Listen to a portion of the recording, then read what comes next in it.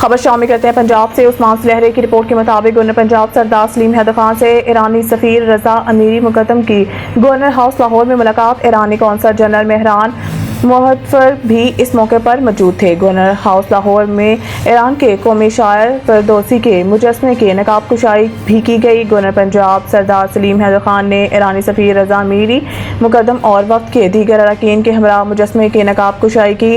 Governor house Lahore میں ایرانی قوم شاعر فردوسی کے مجسمے نصب کرنے سے پاکستان اور ایران کے درمیان دو طرفہ ثقافتی تعلقات کو جہت ملے گی۔ گورنر پنجاب گورنر جنرل خراسان رضوی کے گورنر ہاؤس مشہد میں علامہ اقبال کے مجسمے کو نصب کرنے کے اعلان کا خیر مقدم کرتا ہوں۔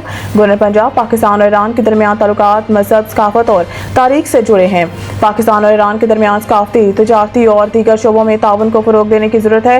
گورنر پنجاب آج گورنر ہاؤس لاہور میں ایرانی قومی شاعر فردوسی کے مجسمے نصب کرنے سے دو برادر ممالک ایران اور پاکستان کے درمیان ثقافتی تعلقات مزید مضبوط ہوں گے۔